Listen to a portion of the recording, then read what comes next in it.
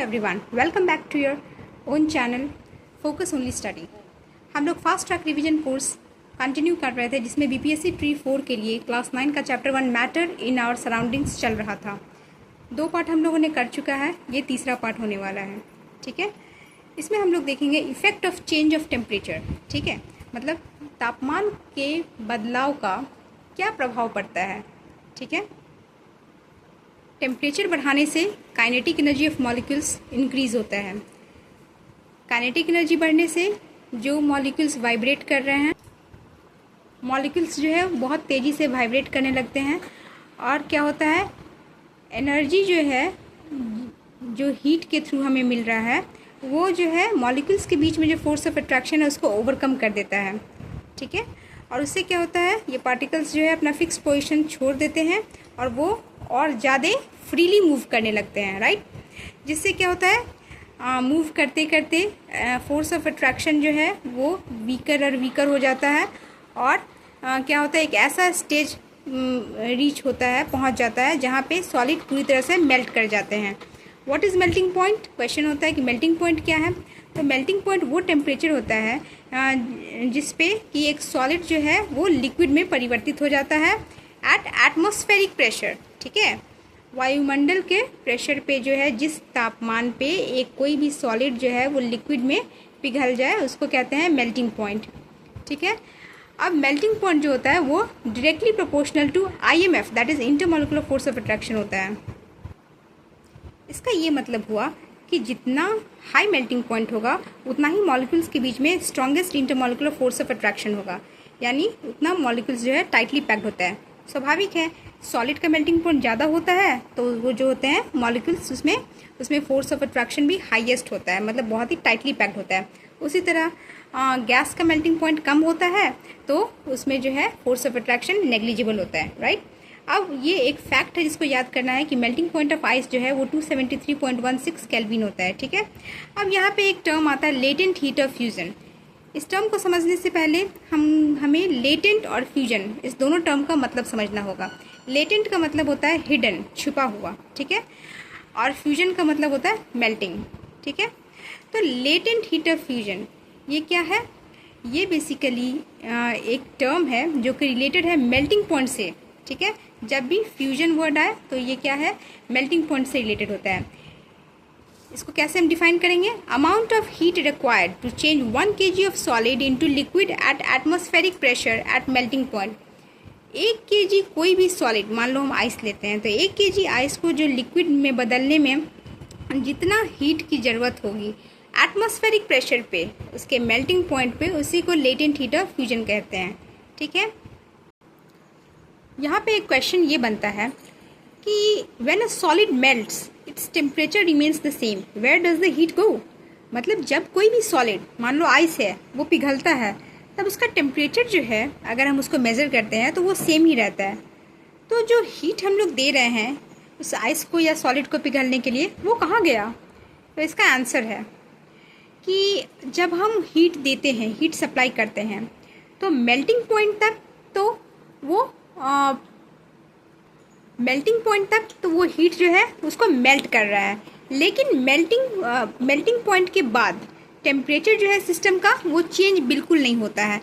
उसके बाद even if we continue to supply the heat, मतलब हम हीट सप्लाई भी करें तो भी टेम्परेचर जो है वो चेंज नहीं होगा, एक बार मेल्टिंग पॉइंट उस सॉलिड ने पा लिया तो। ऐसा क्यों? क्योंकि वो हीट जो है वो यूज्ड अप हो जाता है इन changing the state by overcoming IMF, that is intermolecular force of attraction between the particles। मतलब जब हमने, मान लो बीकर है, बीकर में ढेर सारा आइस हमने लिया, उसको हम लोग हीट कर रहे हैं। ठीक है, उसमें एक थर्मामीटर हमने लगा दिया हीट को मेज़र करने के लिए। ठीक है, टेम्परेचर को मेज़र करने के लिए। तब होगा क्या? पहले तो टेम्परेचर रीडिंग शो करेगा। क्यों? क्योंकि हम लोग हीट दे रहे हैं और अभी उस सॉलिड का मेल्टिंग पॉइंट नहीं आया है। लेकिन जैसे ही उस सॉलिड और आइस का मेल्टिंग पॉइंट आ जाएगा, तब जो है कितना भी हम लोग हीट दे दें, उसका टेम्परेचर ज्यों का त्यों बना रहेगा, उसका टेम्परेचर बिल्कुल नहीं बढ़ेगा। ऐसा क्यों होता है? क्योंकि वो हीट जो हम उसके बाद दे रहे हैं, जब मेल्टिंग पॉइंट उसने पा लिया, तब वो हीट जो है वो एब्जॉर्ब हो जाता है। किसके द्वारा? उस बीकर के कंटेंट्स के द्वारा, मतलब उस बीकर में जो भी सॉलिड रखा हुआ है, चाहे वो आइस हो फॉर दैट मैटर या कोई भी सॉलिड हो, ठीक है, तो वो जो है वो उसको एब्जॉर्ब कर लेता है और टेम्परेचर में किसी भी तरह का राइज यानी बढ़ोतरी जो है वो शो नहीं करता है। तो इसीलिए उसको लेमन लैंग्वेज में, आम भाषा में कहा जाता है कि अरे हीट तो कहीं छिप गया है, यानी ये जो है वो तो हीट दे रहे हैं लेकिन तापमान बढ़ नहीं रहा, मतलब मेजरमेंट आ नहीं रहा, यानी हीट कहीं छिप गया है। अब पता चला हीट कहाँ छुपा? हीट जो है उस बीकर में रखे आइस ने एब्जॉर्ब कर लिया है, ठीक है। किस चीज़ के लिए एब्जॉर्ब कर लिया है? पिघलने के लिए, पिघल के वो पानी बनेगा इसलिए, ठीक है। So, particles in water at 0 degree Celsius या 273 Kelvin have more energy than ice at same temperature, ठीक है। यानी पानी के जो पार्टिकल्स हैं, इसीलिए कहा जाता है कि 0 डिग्री सेल्सियस पे अगर हम वाटर के पार्टिकल्स को मेजर करें और 0 डिग्री सेल्सियस पे आइस को मेजर करें, तो दोनों में एनर्जी किसका ज़्यादा होगा? तो वाटर का एनर्जी ज़्यादा होगा, ठीक है। क्यों ज़्यादा होगा? क्योंकि पानी के पास नॉर्मल जो हीट दिया गया वो तो है ही, प्लस उसके पास लेटेंट हीट ऑफ फ्यूजन है, ठीक है। उसके पास क्या है? एक एक्स्ट्रा हीट ऑफ फ्यूजन है, जिसके कारण उसके पास ज़्यादा एनर्जी होगा as compare to the ice at the same temperature. मतलब दोनों का टेम्परेचर सेम है, 0 डिग्री सेल्सियस, या उसको केल्विन टेम्परेचर में हम लोग 273 केल्विन कहते हैं, ठीक है। तो अब समझ में आया। अब नेक्स्ट पॉइंट है कि बॉइलिंग पॉइंट क्या होता है, ठीक है। जिस तरह से हमने मेल्टिंग पॉइंट देखा कि आइस को वाटर में बदलने के लिए जो हम टेम्परेचर देते हैं एटमॉस्फेरिक प्रेशर पे, उसको मेल्टिंग पॉइंट कहते हैं। उसी तरह से बॉइलिंग पॉइंट होता है जिस टेम्परेचर पे हम लिक्विड जो है उसको उबालते हैं एट एटमॉस्फेरिक प्रेशर पे, ठीक है। मतलब जिस तापमान पे कोई भी लिक्विड जो है वो उबलना शुरू कर दे एटमॉस्फेरिक प्रेशर पे, उसी को उसका बॉइलिंग पॉइंट कहते हैं, ठीक है। अब यहाँ पे भी टर्म आता है लेटेंट हीट का, लेकिन यहाँ पे चूंकि बॉइलिंग हो रहा है इसीलिए यहाँ पे फ्यूजन ना होके फ्यूजन के बदले वेपोराइजेशन का टर्म आता है, ठीक है। लेटेंट हीट ऑफ वेपोराइजेशन, ठीक है। अब इसमें क्या होता है? इसमें भी बिल्कुल सेम चीज़ होता है, बस फ़र्क यही है कि यहाँ पे आइस नहीं है बल्कि यहाँ पे स्टीम है, ठीक है। स्टीम मतलब भाप, ठीक है। वही भाप जो हम लोगों ने कोरोना के समय बहुत सारा लिया था, ठीक है। अब देखो, particles in steam at 100 degree Celsius या 373 kelvin have more energy than water, यानी जो कि लिक्विड में है एट द सेम टेम्परेचर, ठीक है। Because steam have absorbed extra energy in form of latent heat of evaporation. इसमें कह रहा है कि जो स्टीम के पार्टिकल्स होते हैं उसके पास ज़्यादा एनर्जी होगा पानी से, वो भी सेम टेम्परेचर पे। क्यों? क्योंकि स्टीम के पास एक एक्स्ट्रा एनर्जी है, किस रूप में? तो लेटेंट हीट ऑफ वेपोराइजेशन में। इसको बिल्कुल इस तरह समझो कि जब भी हम लोग उबलते पानी में हाथ डालते हैं तो हमारा हाथ जलता है, ठीक है। लेकिन जब भी हम स्टीम में, अगर हम स्टीम से जल जाएं, किसी भी तरह से अगर हमको भाप लग जाए तो हमारी स्किन ज़्यादा जल जाती है, ठीक है। तो वो स्टीम से क्यों ज़्यादा जल गया हमारा skin rather than liquid water से? क्यों? क्योंकि स्टीम के पास नॉर्मल सप्लाइड हीट तो था ही, प्लस उसके पास एक एक्स्ट्रा अब्जॉर्ब्ड हीट था, किसके रूप में? तो लेटेंट हीट ऑफ, एक छुपा हुआ हीट था लेटेंट हीट ऑफ वेपोराइजेशन के रूप में, ठीक है। इसीलिए भाप से हम लोग ज़्यादा जलते हैं rather than as compare to किससे? तो नॉर्मल पानी से, नॉर्मल उबलते हुए पानी से, ठीक है। अब हम देखते हैं इवेपोरेशन के बारे में। इवेपोरेशन जो है यानी वाष्पीकरण जो है वो एक सरफेस फिनोमेना है, जबकि बॉइलिंग जो है वो बल्क फिनोमेना है। इस दोनों में डिफरेंस अक्सर एग्जामिनेशन में पूछे जाते हैं। इसका मतलब क्या हुआ कि जो वाष्पीकरण होता है वो सरफेस से होता है, जबकि बॉइलिंग जो है वो बल्क फिनोमेनन है, यानी वो जो है सरफेस से तो सरफेस के अंदर से होता है, ठीक है, सरफेस के नीचे से होता है। बल्क यानी जितना भी लिक्विड है उन सभी से होता है, ना केवल सरफेस से बल्कि सरफेस प्लस उसके अंदर इनसाइड से भी होता है, ठीक है। इसको बिल्कुल हम ऐसे समझ सकते हैं कि ये कंटेनर है, एक बीकर है, उसमें पानी लिया गया है, वो पानी बॉईल कर रहा है। तो ये बॉइलिंग जो हो रहा है, ये जो पानी उबल रहा है, वो पानी जो है केवल ऊपरी परत यानी अपर लेयर ऑफ वाटर केवल बॉईल नहीं कर रहा है, बल्कि वाटर के जो भी मॉलिक्यूल्स उस पूरे कंटेनर में मौजूद हैं, चाहे वो बॉटम में हो, मिडिल में हो, साइड में हो, सरफेस पे हो, वो सभी के सभी मॉलिक्यूल्स जो है वो इक्वली बॉईल कर रहे हैं। लेकिन जब हम इवेपोरेशन की बात कर रहे हैं तब क्या होता है, जैसे कि समुद्र का पानी है, ठीक है, उस पर जब सूर्य की गर्मी पड़ती है तो उसका जो है उसमें क्या होता है, पानी इवेपोरेट करता है, ठीक है।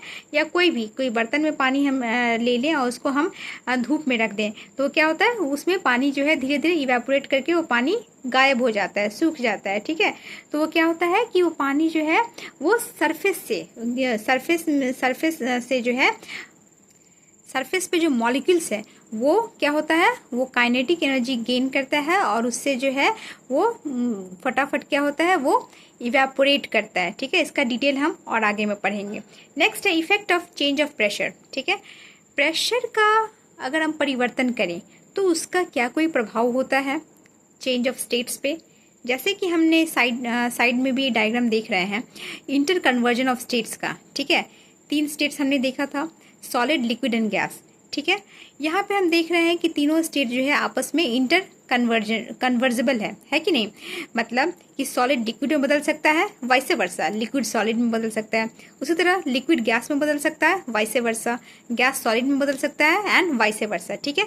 इन सभी फिनोमेनन को एक नाम दिया गया है, कुछ नाम दिए गए हैं, ठीक है। जैसे कि सॉलिड यानी यहाँ पे सॉलिड हम आइस मान लेते हैं, लिक्विड वाटर मान लेते हैं और गैस वाटर वेपर मान लेंगे, ठीक है। तो अगर सॉलिड आइस, ठीक है, मतलब आइस को अगर हम लिक्विड वाटर में चेंज करें तो उस फिनोमेनन को क्या कहते हैं, मेल्टिंग यानी पिघलना, या उसी को फ्यूजन कहते हैं, ठीक है। और अगर वाइस वर्सा यानी पानी को अगर हम फ्रिज में जमने के लिए दे दें तो उसको क्या कहते हैं, फ्रीज होना या सॉलिडिफाई होना, वापस से सॉलिड बनना। उसी तरह लिक्विड वाटर यानी पानी को अगर हम गैस पे दे दें बॉयल होने के लिए और वो वाटर वेपर में चेंज हो जाए, यानी वो लिक्विड स्टेट से गैसियस स्टेट में चेंज हो जाए तो उसको हम लोग क्या करेंगे, वेपोराइजेशन, ठीक है। वो क्या हो गया, वेपोराइजेशन कहलाता है। उसी तरह वाइस वर्सा मतलब गैसियस फॉर्म यानी स्टीम को अगर हम ठंडा करने के लिए रख दें और वो पानी बन जाए तो उसको क्या कहते हैं, ठंडा होना यानी कंडेंस होना, कंडेंसेशन प्रोसेस, ठीक है। अब एक अलग ढंग का फिनोमेनन होता है जिसमें कि सॉलिड डायरेक्टली जो है गैस में चेंज होता है। ये देखा होगा आपने, जब हम लोग अलमीरा में कपड़े रखते हैं और उस कपड़े में जो है छोटे छोटे नैफ्थलीन बॉल्स, व्हाइट कलर के बॉल्स आते हैं पैकेट में, और वो बॉल्स को जो है हम लोग कपड़े के तह के अंदर रख देते हैं ताकि उसमें कीड़ा ना लगे, है कि नहीं। तो वो जो है वो बॉल्स क्या है, वो बॉल्स जो है वो नैफ्थलीन बॉल्स होता है और वो सब्लिमेशन प्रोसेस शो करता है। मतलब उसको अगर आप कुछ दिन के बाद देखेंगे तो वो सारे के सारे बॉल्स गायब हो चुके रहते हैं। तो ऐसा क्यों, वो तो सॉलिड था, तो सॉलिड को लिक्विड में बदलना चाहिए, लेकिन वो तो लिक्विड बदलता नहीं है, गैस में चेंज होकर अपने आप जो है वो उड़ जाता है। तो वही उसी फिनोमेनन को है सब्लिमेशन कहते हैं। मतलब सॉलिड जब डायरेक्टली गैस में चेंज हो जाए तो उसको क्या कहते हैं, सब्लिमेशन कहते हैं। वही वाइस वर्सा कि गैस अगर सॉलिड में चेंज हो जाता है तो उसको क्या कहते हैं, सब्लिमेशन प्रोसेस कहते हैं, ठीक है। अब देखो, क्या ये संभव है कि लिक्विड को गैस में क्या ये संभव है कि गैस को जो है हम लिक्विफाई कर दें, यानी गैस को जो है वो लिक्विड में चेंज कर दें। तो हाँ, ये संभव है। क्या आप सभी ने कहीं देखा है कि गैस को जो है लिक्विड में परिवर्तन किया गया हो? हाँ, हम सभी ने देखा है। कहाँ देखा है? अपने घरों में देखा है, अपने किचन में देखा है, जिसको हम लोग कॉमन भाषा में एलपीजी सिलेंडर कहते हैं, ठीक है। उस एलपीजी सिलेंडर में क्या होता है कि वो गैस भरा हुआ रहता है, लेकिन वो रहता तो गैस है, लेकिन जब उसको हम उठाते हैं तो वो लिक्विड की तरह लगता है। ऐसा क्यों? क्योंकि उस गैस को जो है हाई प्रेशर पे और कम टेम्परेचर करके जो है उसको, उस गैस को लिक्विड फॉर्म में कन्वर्ट कर दिया जाता है। उसी तरह बिल्कुल ही सीएनजी ईंधन के साथ भी होता है। यानी जो भी हम रिक्शा देखते हैं या फिर कार देखते हैं या फिर कोई ऐसा बस देखते हैं जो कि सीएनजी ऑपरेटेड व्हीकल्स है, तो उसमें क्या होता है कि रहता वो गैस है, लेकिन उसको कंप्रेस करके जो है वो क्या करते हैं, वो कंप्रेस करके जो है उसको लिक्विड में कन्वर्ट कर दिया जाता है, ठीक है। तो इससे क्या पता चला कि हम जो है हाई प्रेशर और लो टेम्परेचर पे किसी भी गैस को जो है हम क्या कर सकते हैं, तो लिक्विड में कन्वर्ट कर सकते हैं, ठीक है। अब एक टर्म आता है जो कि एग्जामिनेशन में बहुत पूछा जाता है, वो है सॉलिड CO2 या ड्राई आइस, ठीक है। अब ये सॉलिड CO2 और ड्राई आइस क्या है?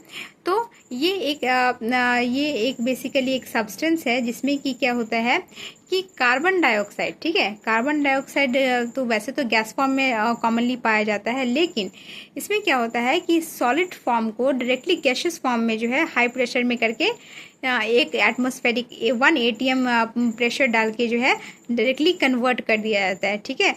इसी को क्या कहते हैं, सॉलिड CO2 या ड्राई आइस कहते हैं, ठीक है।